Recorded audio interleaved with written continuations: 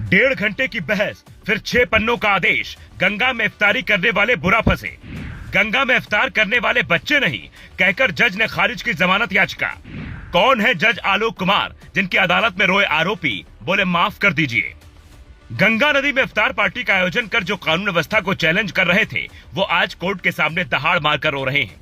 हाथ जोड़कर कह रहे हैं, जज साहब गलती हो गई, माफ कर दीजिए। लेकिन माफी नहीं मिल रही, बल्कि वाराणसी की अदालत ने दूसरी बार इन 14 आरोपियों की जमानत याचिका खारिज कर दी है। और जज साहब ने इसके साथ जो टिप्पणी की है, वो काफी मायने रखती है।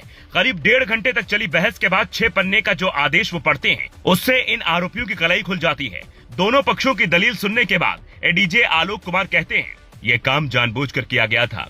ये लोग कोई बच्चे नहीं हैं। सबसे बड़ी बात तो ये है कि जिस घाट पर उन लोगों ने इफ्तार किया, वो पछंगा घाट था और वो गंगा आरती का समय था, जहां जगह जगह पूजा चल रही थी। ऐसे में 20 धारा में इस तरह के कृत्य करना गंभीर अपराध है।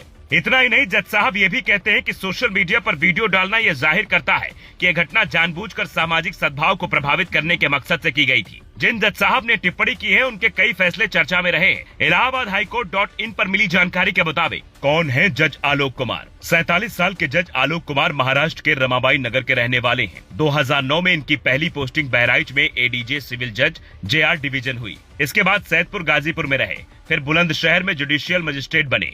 इटावा, आजमगढ़ और कानपुर नगर में भी इनकी पोस्टिंग अब तक रह चुकी है। अप्रैल 2025 में वाराणसी में एडिशनल डिस्ट्रिक्ट एंड सेशन जज बने। आप शायद ये जानकर दंग रह जाएं कि इन आरोपियों ने सिर्फ गंगा नदी में इफ्तार ही नहीं किया। इन्हें सिर्फ नॉनवेज बिरयानी ही नहीं परोसी गई, बल्कि इन्होंने नाव भी छीनी है। नाव मालिकों अनिल साहनी और रंजन साहनी ने पुलिस को दी शिकायत में आरोप लगाया कि आरोपियों ने जबरन नाव ले ली थी। मना करने पर धमकी दे रहे थे। ये सारे लड़के 19 से 25 साल के हैं, तो इन्हें ये सीख कौन दे रहा है? इनका मकसद शायद दुनिया के सामने कोई संदेश देने का था, वरना काशी में इतने बरसों से कभी ऐसा रोजा अफ्तार किसी ने नहीं किया था। और इन लोगों की हिमाकत देखिए कि पहले तो नाव वाले को धमकी देकर खुद इफ्तार पार्टी की, फिर पुलिस ने गिरफ्तार किया, फिर भारतीय जनता युवा मोर्चा के महानगर अध्यक्ष रजत जायसवाल के वकील को भी धमकी दिलवाने लगे, जिसका खुलासा दैनिक भास्कर ने अपनी रिपोर्ट में किया है। ये वही रजत जायसवाल हैं जिन्होंने इन आरोपियों के खिलाफ मुकदमा दर्ज करवाया, इन्हें सलाखों के पीछे पहुंचाने में भूमिका निभाई।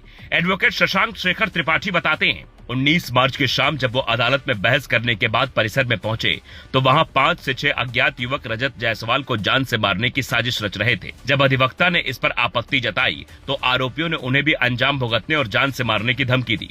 अब सवाल ये उठता है कि आखिर ये कैसी मानसिकता है? एक तरफ ये कोर्ट रूम में रोते हैं, तो दूसरी तरफ इनकी हरकतें नहीं सुधरती। ये बात भी हैरान करती है, ज्यादातर आरोपी एक ही खानदान के हैं। बाबू बीड़ी वाले के नाम से मशहूर घराने से कई लड़के इसमें शामिल हैं। इनमें मोहम्मद अव्वल,